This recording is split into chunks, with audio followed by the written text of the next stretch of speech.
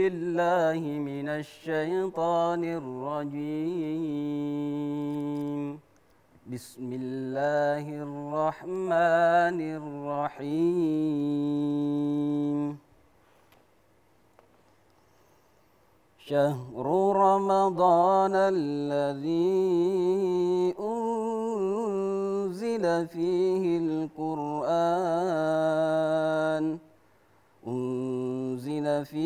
القرآن هدى للناس وبينات من الهدى والفرقان فمن شهد منكم الشهر فليصمه ومن كان مريضا أو على سفر فعدة من أيام أخر يريد الله بكم اليسر ولا يريد بكم العسر ولتكملوا العدة ولتكبروا الله على ما هداكم ولعلكم تشكرون. Sadaqallahul azim. Bismillahirrahmanirrahim. Assalamualaikum warahmatullahi wabarakatuh. Alhamdulillahi rabbil alamin. Hadana lihaza wa ma kunna linahtadiya laula an hadanallah. Asyhadu an la ilaha illallah wahdahu la syarikalah wa asyhadu anna nabiyyana Muhammadan abduhu wa rasuluh amma ba'du. Pemirsa, berjumpa lagi dalam program Mengharap Ridhomu. Alhamdulillah, pada hari ini tak terasa kita sudah berada di penghujung bulan suci Ramadan, yaitu tepatnya hari 30 Ramadan 1442 Hijriah. Dan alhamdulillah, ayat yang saya bacakan tadi berkaitan erat dengan hari kemenangan di bulan suci Ramadan, yaitu hari Idul Fitri. Dan alhamdulillah, tema ini akan menjadi pembahasan kita kali ini. Dan insya Allah telah hadir di studio bersama kita. Kita sapa dulu Ustadz Rahmat Ja'far. Assalamualaikum Ustadz. Waalaikumsalam warahmatullahi wabarakatuh. Sehat Ustadz? Alhamdulillah, akhirnya kita sudah berada di akhir bulan suci Ramadan. Alhamdulillah Ustadz. Alhamdulillah. Ustadz, begini, ini ayat yang sudah saya bacakan tadi ya, dan kita telah dengarkan sama-sama pemirsa ya, berkaitan dengan hari kemenangan ya, hari kemenangan, hari raya dalam Al-Quran. Seperti apa Ustadz makna kandungan daripada isi Al-Quran? Surah Al-Baqarah ayat 185. Silakan Ustadz. Bismillahirrahmanirrahim. Alhamdulillah, salatu wassalamu ala rasulillah wa ala alihi wa ashabihi wa mawala. Ayat ini bisa kita kategorikan dua poin ya, yang terkandung di dalam ayat ini. Poin yang pertama menegaskan tentang bulan Ramadan, bahwa dia bulan yang diturunkan Al-Quran. Selain dia bulan puasa, dia juga bulan diturunkan Al-Quran. Kemudian ada beberapa keterangan yang menjelaskan tentang rukhsah, keringanan yang Allah berikan kepada beberapa golongan ya. Orang sakit, kemudian sakitnya masih sembuh, sakit ringan. Kemudian orang yang safar, perjalanan, dan jarak yang dia tempuh itu sudah melebihi dari 84 km alias 16 farsakh. Kemudian golongan kedua yang memang tidak mampu sama sekali untuk menjalankan puasa, bagi mereka adalah membayar fidyah. Kalau golongan pertama boleh berbuka, tapi dengan ketentuan mengqadha, mengganti di hari-hari lain. Adapun golongan kedua adalah cukup membayar fidyah ya. Dan itu sudah kita bahas di beberapa hari yang lalu. Dan poin yang kedua adalah perintah untuk menyempurnakan bulan Ramadan, menyempurnakan bilangan. Karena pada 29 Ramadan itu kita diperintahkan untuk melihat hilal ya. Ru'yatul hilal ya. Fa in gumma alaikum, jadi sumu li ru'yatihi wa aftiru li ru'yatihi, berpuasalah karena melihat anak bulan ya, sabit. Wasum wa aftiru li ru'yatihi, dan berhari rayalah. Aftiru di sini memang berbuka, tapi maknanya adalah berhari raya ya. berhari raya karena di situ tidak boleh kita berpuasa sehingga dia Yaumul Fitri, Idul Fitri. Hari untuk makan, minum, tidak boleh berpuasa. Dan berhari raya ini disebabkan karena melihat hilal, ya, ru'yatul hilal. Fa in gumma alaikum, ya, kalau ternyata ada awan, ada mendung atau hujan tidak bisa kelihatan ini hilal, maka fa akmilu iddata Ramadan. Nah, artinya menyempurnakan bilangan Ramadan, ya. Walitukmilul iddata. Ini yang kata Allah, walitukmilul iddata walitukabbirullaha ala ma hadakum. Tukmilul iddah, sempurnakan bilangan Ramadan. Walitukabbirullah, dan kalau sudah jelas bahwa besok adalah 1 Syawal dan Ramadan akan berakhir, maka sejak tenggelamnya matahari di akhir Ramadan itu kita dianjurkan untuk menyambut 1 Syawal dengan penuh takbiran. Ya, dengan takbiran, mengagungkan Allah Subhanahu wa taala, ya, takbir. Walitukabbirullaha ala ma hadakum, atas petunjuk yang Allah berikan kepada kalian, ya, wala'allakum tashkurun, agar kalian menjadi orang-orang yang bersyukur. Maksudnya apa? Nikmat beribadah di bulan puasa itu adalah kenikmatan yang agung. Apa namanya? Beribadah di bulan Ramadan itu adalah kenikmatan yang diperintahkan untuk kita syukuri, ya. Wala'allakum tashkurun. Nah, ini berkaitan erat dengan Idul Fitri berarti, ya.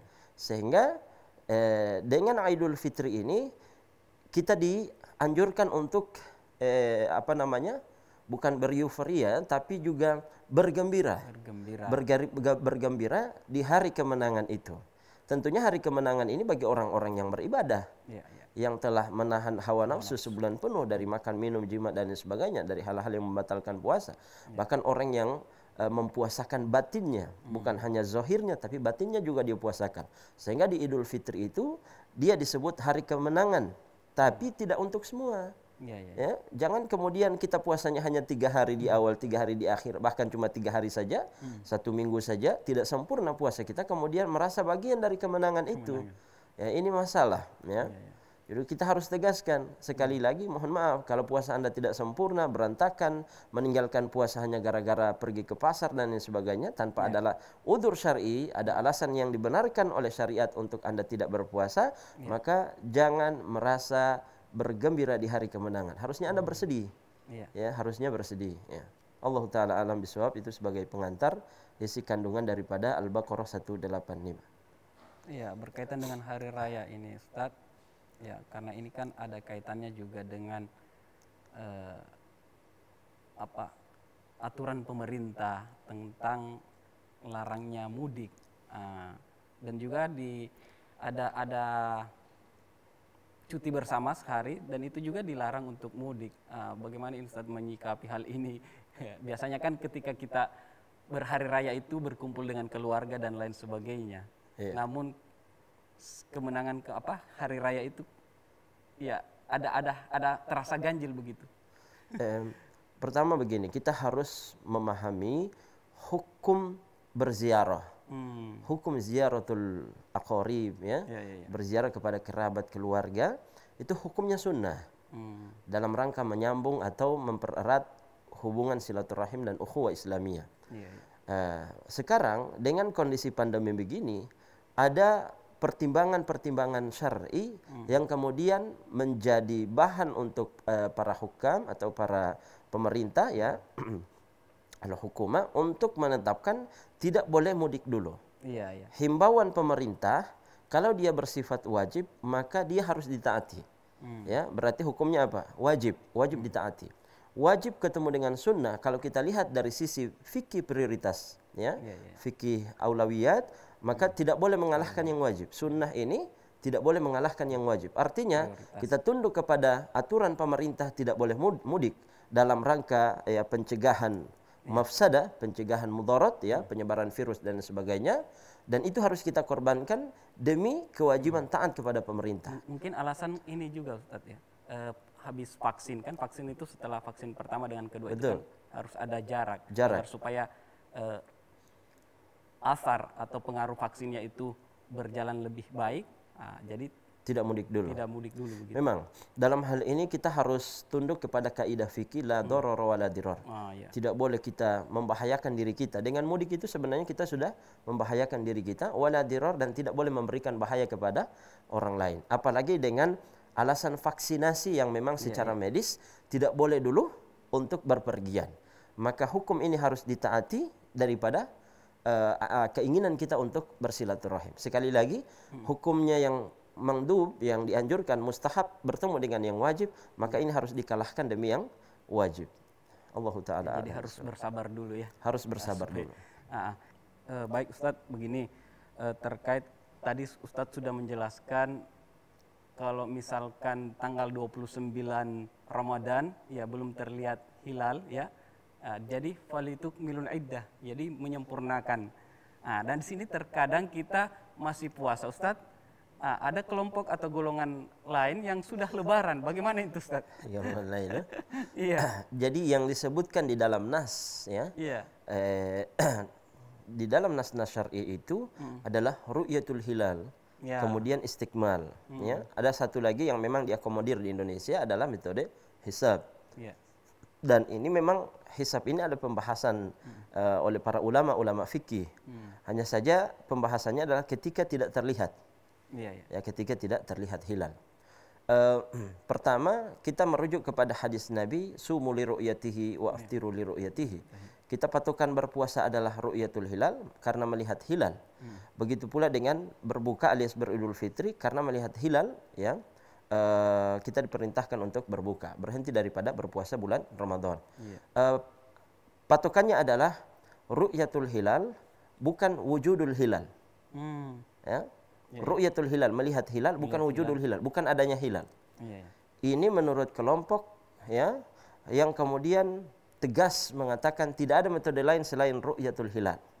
Alternatif lain ketika bulan itu tidak terlihat adalah wa akmil iddata Sya'ban untuk penentuan 1 Ramadan dan istikmal untuk Ramadan, ya, ketika menentukan 1 Syawal dan saat hilal tidak terlihat. Ya, fa in gumma alaikum, ya. Adapun metode hisab yang wujudul hilal memang dia tepat. Tepat, dan para ulama, ya, ini ada yang membolehkan dengan menggunakan metode hisab. Ya, dan itu di Indonesia juga diterapkan, ya. Kita harus akui bahwa organisasi besar Muhammadiyah ini menggunakan metode ini. Akhirnya mereka bahkan beberapa bulan, bahkan setahun sebelum datang Idul Fitri atau Ramadan, mereka sudah bisa menentukan tanggal, ya, kapan kita Ramadan, kapan kita berhari raya. Nah, ini dua yang diakui di Indonesia. Kalau menggabungkan, Ustaz? Menggabungkan, para ulama mengatakan hisab itu dia bisa digunakan dalam rangka petunjuk. Dia sebagai petunjuk, mendukung atas ru'yatul hilal. Jadi untuk memastikan itu adalah ru'yatul hilal dan patokannya itu ru'yatul hilal. Adapun ini sekedar pendukung, ya. Sama di dalam tindak pidana itu ada namanya bukti-bukti pendukung. Ya, misalnya di dalam penetapan hadduz zina, seseorang dirajam atau dicambuk itu kan harus 4 orang saksi. Bagaimana jika ada CCTV yang sempat merekam, videonya jelas. Apakah video yang jelas ini bisa dijadikan sebagai bahan iqamatul hudud atau tidak? Para ulama mengatakan tidak. Dia hanya bisa dijadikan sebagai petunjuk. Ya, adapun pembuktian hudud harus melalui 4 orang saksi. Nah, begitu juga dengan ru'yatul hilal. Kata ulama-ulama yang mengatakan harus ru'yatul hilal. Kalau tidak terlihat maka istikmal, ya.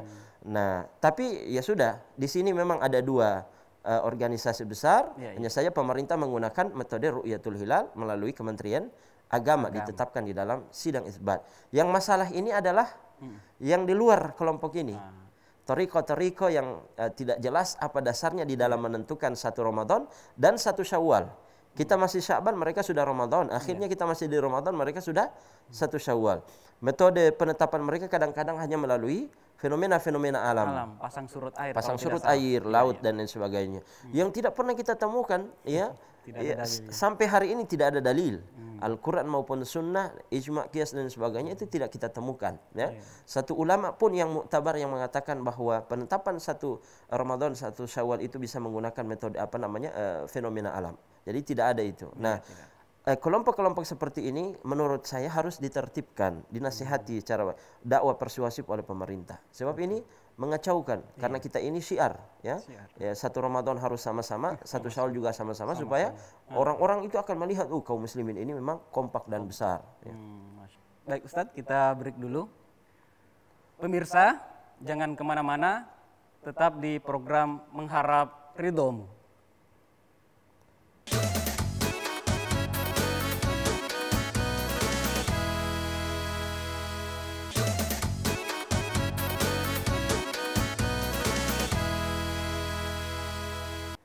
Kembali lagi dalam program Mengharap Ridhomu. Nah Ustadz, kita ini ada pertanyaan dari video pertanyaan dari masyarakat Gorontalo. Ya, jadi untuk video pertama dari saudari Nur Amelina, ya Nur Amelina di Tanggi Kiki. Nah, untuk pertanyaannya Ustadz, kita lihat video berikut ini. Assalamualaikum Ustadz, saya Nur Amelina dari Tanggi Kiki. Saya mau bertanya Ustadz, apa perbedaan Hari Raya dan Idul Fitri? Mohon jawabannya, terima kasih. Assalamualaikum warahmatullahi wabarakatuh. Nah, Ustadz ada pertanyaan ya dari saudari Nur Amelina di Tanggi Kiki. Apa sih perbedaan ya orang berhari raya dan beridul fitri? Apa perbedaan orang berhari raya dan Idul Fitri? Huwa. Ya, Idul Fitri itu ya kalau orang Arab bilang huwa ya. Idul Fitri adalah hari raya adalah Idul Fitri ya. Itu artinya hari raya. Al Fitri makan, hari raya untuk makan. Ya, Al Fitri artinya berbuka berarti sebelumnya menahan. Ya kan, setelah sebulan penuh kita berpuasa, maka di hari itu kita hari raya untuk makan. Jadi lebih kalau Idul Fitrinya sebenarnya sama, cuma hanya kata Idul Fitri sebenarnya. Idul Fitri itu bahasa Arabnya, hari raya bahasa Indonesianya. Ya. Dengan berbuka kita berhari raya. Ya.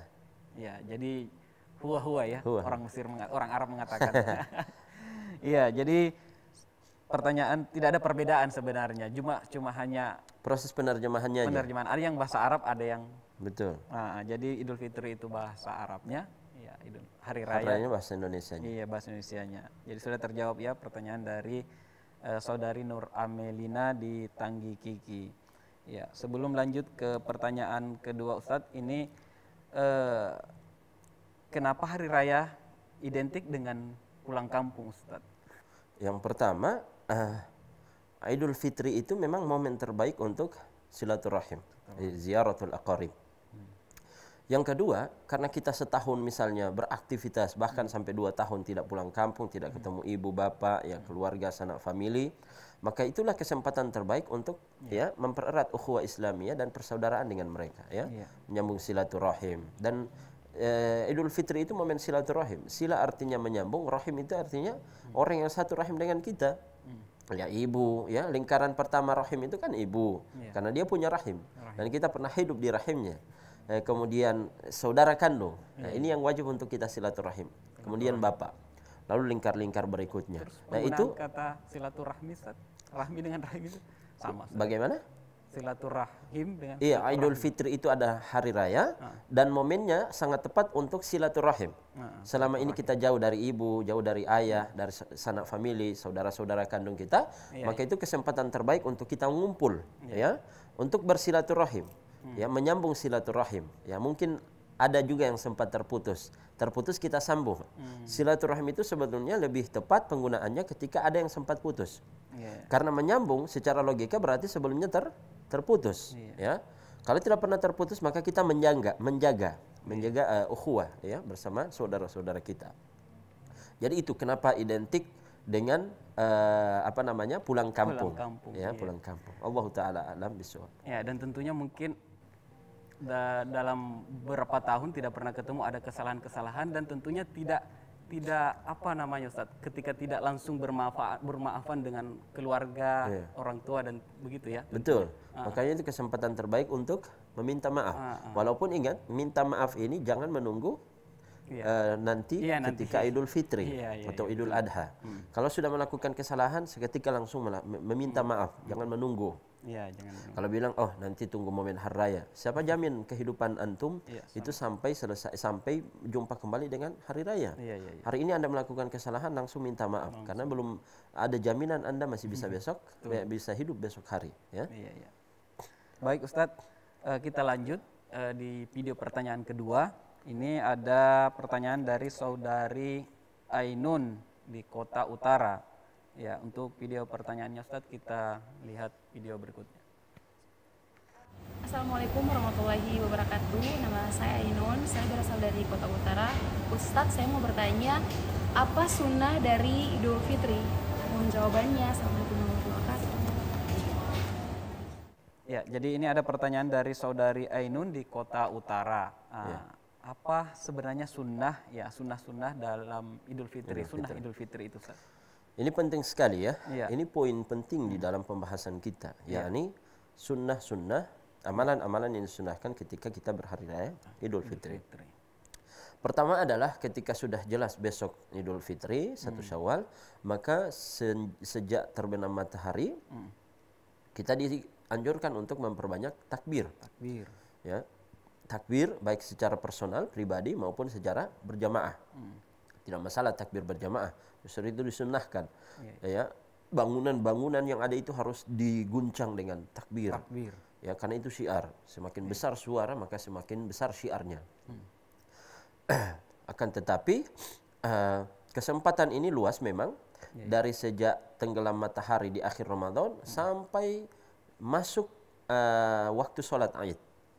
Masuk waktu sholat Id. Setelah sholat Id maka tidak dianjurkan lagi, tapi bersifat sunnah saja.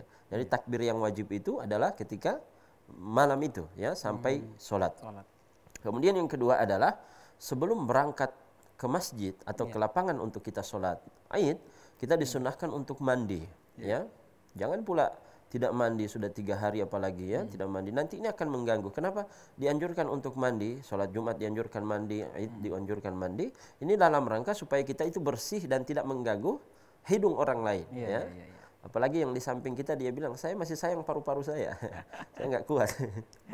Maka mandi dalam rangka membersihkan diri. Kemudian berhias diri dan memakai pakaian terbaik. Ya. Pakaian terbaik, misalnya ada 100 pakaian, pilih, pasti ada yang paling kita suka. Yang paling kita suka itulah yang dianjurkan untuk dipakai. Dia bukan warna putih Ustaz, tapi batik. Batik yang paling saya suka dan paling mahal, ya sudah pakai. Walaupun patokannya bukan paling mahal ya. Ada pakaian yang harganya murah, tapi pas di hati, bagus ya. Menurut kita bagus, menurut pandangan orang lain juga bagus ya. Memang ini relatif. Menurut kita bagus, menurut orang lain belum tentu bagus. Misalnya orang yang pang ya, anak-anak muda. Menurut dia yang paling bagus itu yang begitu ya, yang tarobe-robe, ya kan? Tapi menurut orang, so ini yang paling buruk, gitu ya. Jadi menyesuaikan. Jangan lupa memakai parfum. Perbanyak parfum. Kalau punya 5 macam parfum, pakai semuanya. Ya. Jangan nanti pergi di pasar pakai parfum ya. Khususnya ibu-ibu ini ya. Suami-suami pada ngeluh, dia bilang, Ustaz, istri saya kalau pergi ke pasar pakai 5 macam parfum ya. Reunian pakai 5 macam parfum. Tapi kalau masuk kamar dengan saya pakai 5 minyak juga ya. Tapi minyak tawon, minyak telur, minyak kayu putih ya. Akhirnya ya nafsu makan saya hilang. Kemudian yang ketiga adalah makan sebelum berangkat Id. Ini penting. Kenapa? Untuk membuktikan hari itu sudah 1 Syawal. Ya, sebulan penuh kita pagi-pagi tidak makan, maka di hari itu kita disunnahkan ya, bukan wajib. Disunnahkan makan ya sebelum, dan disunnahkan adalah kurma. Kalau tidak ada kurma, makanan apa saja. Ya. Kemudian memperbanyak takbir hingga sholat Id tiba. Nah, ini sudah kami jelaskan di awal. Dan kemudian yang berikutnya yang kelima adalah melaksanakan sholat Id. Ya, ini semuanya harus kita boyong. Mau yang bayi, ya, perempuan yang sedang haid sekalipun, yang tidak boleh datang ke masjid disuruh datang atau ke lapangan, tapi jauh-jauh dari musola, maksudnya jauh-jauh dari tempat sholat, sekedar mendengarkan khutbah. Ya, khutbah ini penting sekali di Idul Idul Fitri ya, atau Idul Adha. Sampai-sampai yang wanita haid tidak sholat pun disuruh datang dalam rangka apa? Pertama mendengarkan nasihat, yang kedua dalam rangka syiar. Nah, ini yang biasa terjadi Ustadz. Biasanya yang haid itu tidak datang. Iya, tidak datang di rumah saja. Padahal yang haid disuruh datang itu dalam rangka memperbanyak jumlah. Kalau terkumpul semuanya keluar dari rumah masing-masing bersatu di tempat yang lapang misalnya, di sini akan kelihatan, wih, ternyata kaum muslimin ini besar ya. Nah, orang non muslim akan melihat ya, bangga dengan syiar kita. Kita ini banyak ya, hati-hati. Kita jangan sampai kalian minoritaskan ya, padahal kami adalah mayoritas misalnya. Kemudian mengucapkan tahniah ya. Tahniah. Tahniah ini adalah ucapan selamat, doa ya, selamat. Selamat berhari raya, selamat Idul Fitri ya. Biasanya banyak pamflet ya, foto bersama keluarga. Tapi yang paling afdal adalah ucapan doa ya. Taqabbalallahu minna wa minkum sholihal a'mal. Taqabbal ya karim. Ya, minal aidina wal faizin. Mohon maaf lahir dan batin. Tapi ingat, taqabbalallahu minna wa minkum sholihal a'mal, ini yang disunnahkan. Kemudian minal aidina wal faizin. Ini adalah doa. Semoga saya dan Anda, kita semua kembali kepada orang-orang yang suci. Setelah berpuasa kita dibakar dosa kita, maka kita hari ini suci. Dan wal faizin, dan adalah orang-orang yang menang dari melawan hawa nafsu. Nah, minal aidin wal faizin, mohon maaf lahir batin. Jangan diterjemahkan sebagai arti daripada minal aidin wal faizin ya. Minal aidin wal faizin ya, mohon maaf lahir batin ya. Itu tas sendiri itu, mohon maaf lahir batin, sekedar permohonan maaf. Jadi sebetulnya di Idul Fitri itu yang ada adalah ucapan doa. Ya, bukan permohonan maaf. Tapi karena orang kadang-kadang sudah terbiasa minta maaf setahun sekali, ya sudah, daripada tidak minta maaf sama sekali, jangan pula dikatakan oh ini perkara baru dan tidak ada dilakukan oleh Nabi, karena minta maaf setiap hari. Kemudian terakhir adalah melewati jalan pergi dan pulang yang berbeda ya. Kalau mau pergi ke masjid lewat Agus Salim, berarti nanti pulangnya kalau bisa lewat jalan Palma sana ya. Kemudian kembali ke Durian lagi, kembali lagi ke Agus Salim ya. Kenapa? Karena semakin banyak jalan yang kita lewati, semakin banyak orang kita temui. Lalu kita salami, kita doakan, jabat tangan ya. Ma min muslimin ma min muslimaini yaltaqiyani fayatasafahani illa ghufira lahum qabla ayatafarraqu. Momen Idul Fitri adalah momen saling memaafkan, kemudian saling jabat tangan, karena memang ada anjuran dan ada janji. Tidaklah dua muslim yang berjumpa kemudian mereka saling jabat tangan, apalagi sampai berangkulan, kecuali Allah akan memaafkan atau menggugurkan dosa mereka selama mereka belum berpisah. Allah Ta'ala a'lam bishawab. Itu adalah 7 sunnah Idul Fitri. Baik Ustaz, semakin menarik ya pembahasan kita terkait dengan hari raya ya. Dan tentunya alhamdulillah kita sudah mendengarkan ya sunnah sunnah Idul Fitri, dan ini sudah terjawab video pertanyaan dari saudari Ainun Kota Utara. Namun sebelumnya Ustaz, sebelum kita lanjut, kita break dulu. Pemirsa, jangan kemana-mana, tetap di program Mengharap Ridhomu.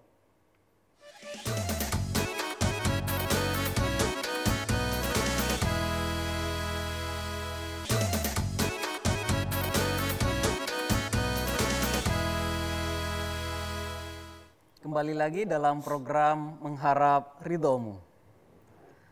Baik Ustadz, ini saya ingin bertanya Ustadz terkait dengan kaitannya dengan hari raya. Apa benar saat hari raya semua orang kembali fitrah, Ustaz? Iya. Ya, tidak semua kembali kepada kesucian. Memang Idul Fitri ini sering kita terjemahkan hari yang suci, hari yang dimana kita kembali kepada kesucian. Setelah sebulan penuh kita dibersihkan dosanya melalui puasa, siam, melalui qiyam, Lailatul Qadar, zakatul fitri dan sebagainya. Memang banyak sarana yang menjadikan kita bersih dari dosa, tapi belum tentu semua kemudian kembali kepada fitrah, kembali kepada kesucian. Ingat yang disebut dengan Idul Fitri, bukan Idul Fitrah. Ya, kalau Idul Fitrah hari kembali kepada kesucian, tapi yang disebut Idul Fitri setelah 1 bulan kita menahan. Al-Fitri artinya berbuka, hari raya untuk makan. Itu yang tepat. Nah, itu yang, walaupun kalau kita hubungkan secara makna filosofi nyambung juga dengan hari kesucian ya. Tapi ingat, tidak semua kembali kepada kesucian. Bagaimana dia kembali suci puasanya hanya 3 hari? Gimana kembali suci puasanya hanya 15 hari, 20 hari dan sebagainya. Dia bermaksiat di bulan Ramadan. Ada hari-hari yang dia tinggalkan tanpa ada alasan syar'i. Berarti dia bukan membawa kesucian, membawa dosa, menambah dosa. Jadi bertambah dosanya karena meninggalkan ibadah-ibadah di bulan, khususnya puasa Ramadan. Belum lagi dia tidak bayar zakat fitrah dan sebagainya, padahal mampu. Jadi tidak semua kembali kepada kesucian, ya. Oleh karena itu sering saya tekankan, pantaskan diri kita untuk mendapatkan ucapan doa dari orang-orang. Ya kan? Taqabbalallahu minna wa minkum minal aidin wal faizin, ya. Ini semua orang yang tidak puasa pun kita minal aidin wal faizin, ya. Bagaimana semoga kembali kepada kesucian yang jelas-jelas dia tidak berpuasa misalnya. Artinya ini bukan mendiskriminasi, ya, tapi juga dalam rangka kita ingatkan. Ya, supaya ke depan ini sudah terlanjur memang kalau ada yang tidak sempat puasa, ke depan berpuasalah sebulan penuh, pantaskan diri kita untuk mendapatkan doa dan ucapan harapan itu dari orang. Ya. Minal aidin wal faizin artinya kembali kepada kesucian dan orang-orang menang. Bagaimana menang? Ya, menangnya hanya berapa hari, puasanya tidak selesai, ibadah-ibadah lain berantakan dan sebagainya. Allah Ta'ala. Dan tentunya di hari Lebaran biasanya Ustadz, ya kita melihat semua orang ya memakai pakaian baru. Lebaran apakah harus pakai baju baru, Ustadz? Iya, ada sebuah syair yang indah, pepatah mengatakan kalimat hikmah, laisal aidu liman labisal jadid, laisal aid liman labisal jadid. Aid itu bukan hanya bagi orang yang memakai pakaian baru, ya kan? Walakinnal aid liman ta'atuhu tazid. Akan tetapi aid adalah bagi orang yang ketaatannya bertambah. Jadi bukan baju baru ini ukuran aid, tapi ketaatan bertambah pasca Ramadan. Itu adalah aid yang sesungguhnya. Ya, bagaimana kita disebut aid walaupun baju baru sampai 10 tapi Ramadan berantakan, kemudian ketaatan kita hanya di Ramadan musiman saja, setelah 1 Syawal dari malamnya kita tidak lagi qiyamul lail. Kan kebanyakan orang itu sebulan penuh dia qiyamul lail, 1 Syawal dia tidak qiyamul lail. Ya kan? Padahal 30 hari itu, 30 malam dia berhasil. Tapi di malam 1 Syawal tidak. Kenapa? Kecapean cat rumah, kecapean menata sofa dan sebagainya, bikin kue. Ini tidak masalah. Ini semuanya satu hal yang memang harus kita siapkan. Dan itu kita tidak cela. Hanya saja maksud saya adalah kenapa yang 30 hari ini kemudian kita tidak bisa laksanakan di malam 1 Syawal. Dan itu jarang sekali orang melakukan itu. Nah, dialah orang yang sesungguhnya sedang beraid karena ketaatannya bertambah, minimal bertahan. Nah, ini Ustadz terkait dengan ya masih suasana di hari Lebaran. Ya biasanya bagaimana Lebarannya orang yang istilahnya pamer pakaian, makanan dan lain sebagainya, istilahnya berlebihan. Ya bagaimana itu Ustadz menurut? Berhari rayalah, berhari rayalah, bereuforialah, tapi jangan berlebihan. Makan silahkan, minum silahkan, ini dianjurkan dan itu memang tradisi di hari raya, tapi jangan berlebihan, apalagi sampai balas dendam. Dia bilang selama 30 hari saya tidak makan jam 8, jam 9, sekarang saya habiskan semua yang ada di atas meja. Ini berlebihan. Kulu washrabu wala tusrifu. Makan dan minumlah, tapi jangan berlebihan. Berlebihan di sini juga bisa kita artikan di dalam hal berbagi foto makanan, ya. Pada saat orang-orang kita harus akui tidak semua bisa menghadirkan makanan itu, ya. Makanan kita nikmati saja, kalaupun berbagi alhamdulillah, kalau tidak berbagi maka minimal menahan diri untuk tidak memposting hal-hal yang bisa jadi tidak dimiliki oleh orang lain. Karena di hari raya itu ada orang yang sedang kesulitan juga, tidak semua memiliki kelebihan, ya. Sehingga adab kita adalah untuk tidak memposting pakaian kita secara berlebihan, apalagi dengan makanan kita. Memperlihatkan kalung emas, ini juga berlebihan, ya. Khawatir nanti masuk dalam hal ria, ya, ingin dipuji dan lain sebagainya, ya. Itu saja mungkin. Walaupun ini sah-sah saja. Kita foto bersama keluarga dengan seragam itu sah-sah saja, ya. Maksud saya dalam hal karena pakaian pun orang miskin tetap bisa membeli pakaian. Maksud saya dalam hal makanan yang makanan ya. Apalagi di kondisi pandemi corona begini memang ya banyak orang yang serba kekurangan karena kehilangan pekerjaan dan lain sebagainya. Allah Ta'ala segala jenis makanan di-upload, di-posting dengan jumlah yang banyak ya. Kasihan yang memiliki kekurangan di hari itu. Ini Ustaz juga ada tradisi masyarakat ya, tentunya kaitannya dengan bagaimana seharusnya cara bersilaturahmi kepada orang yang sudah meninggal. Apa ini boleh ziarah kubur di hari raya Ustaz? Ini kan sudah tradisi. Ziarah kubur untuk orang yang sudah meninggal di hari raya ya, itu tidak ada larangan memang. Hanya saja saya lupa pendapat siapa yang pernah saya dengarkan dulu di kuliah ya. Saya pernah mengatakan bahwa kalau boleh tidak berziarah di Idul Fitri atau Idul Adha, karena Idul Fitri itu adalah kesempatan untuk ziaratul ahya, ya, bersilaturahim dengan orang hidup. Maka jangan habiskan waktu kita dengan ziaratul amwat, ya, berziarah kepada orang mati. Ziarah orang mati kapan saja bisa. Sementara ziarah Idul Fitri mau kapan lagi? Anda terlalu sibuk dengan pekerjaan, tembok rumah Anda dinding sampai 2-3 meter. Tidak ada kesempatan setiap hari jumpa dengan tetangga. Nah sekarang kesempatan untuk ziarah mereka, bersilaturahim kepada mereka, berkunjung kepada mereka, kenapa harus dihabiskan lagi dengan orang mati? Ya, ini secara pribadi kalau saya berpendapat ya, hanya saja saya tidak menyalahkan tradisi orang ziarah di Idul Fitri. Bisa jadi kesempatan mereka hanya itu karena mereka datang dari Jakarta jauh-jauh dan kesempatan mereka hanya di Idul Fitri. Besoknya mungkin mereka ke Manado lagi, tidak masalah. Cuma bagi kita yang punya kesempatan keleluasaan ziarah kapan saja, ya jangan jadikan hari Idul Fitri itu sebagai kesempatan satu-satunya untuk ziarah. Apalagi sebelum Ramadan kita sudah bersihkan kubur dan sebagainya. Biasanya di hari kalau boleh di hari kedua Syawal lah. Jangan di 1 Syawal. Biasanya di akhir Ramadan ini, ya sebelum besok Lebaran sudah ada kegiatan itu membersihkan kubur, ya. Itu sudah mentradisi. Iya.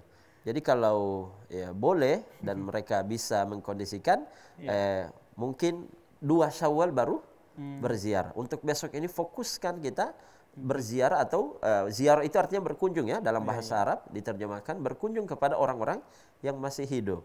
Adapun mereka libatkan di dalam doa kita. Allahumma gfirli amwatina, ya, Allahumma gfirli syuhadaina, Allahumma gfirli ahlina dan sebagainya. Ya, masukkan mereka, libatkan di dalam doa-doa kita. Untuk datang ke kuburnya tunda dulu sejenak kalau memungkinkan, kemudian cari hari lain. Allahu Ta'ala a'lam bishawab. Karena biasanya yang terjadi itu ya mendatangi keluarga, terus mendatangi kuburan yang ada di sekitar situ. Betul. Ini juga terkait dengan silaturahim Ustadz di hari raya ya. Dan tentunya karena kalau bisa saya tambahkan sedikit ya, boleh. Masalah ziaratul kubur. Kenapa kalau saya pribadi lebih menekankan tidak ziarah di Idul Fitri untuk ziaratul kubur? Karena babnya beda, temanya beda. Hari raya itu hari bergembira. Walidzalika falyafrahu, ya, hari bergembira. Sedangkan ziarah kubur babnya bersedih. Temanya bersedih. Idul Fitri temanya bergembira, kenapa kita ganggu dengan tema bersedih? Karena harusnya kita datang kubur itu menangis kita. Ini ya Allah, kapan saya seperti ini misalnya. Ya, kalau saya mati saya tidak bisa lagi beramal, bersedih. Ya, tapi boleh di hari-hari lain. Boleh di hari lain, gitu. Itu salah satu alasan yang menurut saya menguatkan apa yang sering saya sampaikan selama ini di masyarakat. Kalau boleh tidak berziarah di Idul Fitri. Kalau memungkinkan. Ini Ustaz terkait juga dengan silaturahmi di hari raya, dan tentunya karena aturan pemerintah tidak boleh mudik, ya jadi silaturahim kita dengan kerabat itu seperti apa Ustaz? Ya salah satunya kan misalkan teleponan dan lain sebagainya. Iya, walaupun sekarang ini kan sudah ada media sosial, ada aplikasi Zoom dan sebagainya, yang kita bisa jadikan sebagai ajang untuk sarana untuk silaturahim. Hukum Zoom sekarang itu atau media-media lain itu sudah menjadi wajib. Kenapa? Karena lil wasail ahkamul maqasid. Ya, silaturahim itu adalah wajib, maka sarana yang membuat kita mudah untuk bersilaturahim juga ikut menjadi wajib. Karena sarana tidak memiliki hukum, hukumnya mengikuti tujuan. Tujuan kita silaturahim, maka aplikasi-aplikasi online tersebut menjadi hukumnya sama dengan tujuan tersebut. Nah, telepon, walaupun kita harus akui, telepon ini tidak menggantikan posisi tatap muka. Ya, tidak paling tidak dia ya bisa menyambung menyambung silaturahim, ditambah lagi dengan saling mendengarkan suara, ya, mencurahkan rindu bersama keluarga dan sebagainya. Walaupun sekali lagi nilainya berbeda dengan tatap muka secara langsung. Dari sisi materi lebih banyak yang dikeluarkan ketika kita pulang kampung daripada teleponan, ya. Nah, biasanya kalau menjelang 1 Syawal begini banyak SMS, ya, yang bersebaran itu tulisan-tulisan, jika tangan tak bisa menjabat, ya. Kemudian lisan tak bisa terucap. Hati-hati, ini ciri-ciri stroke ini.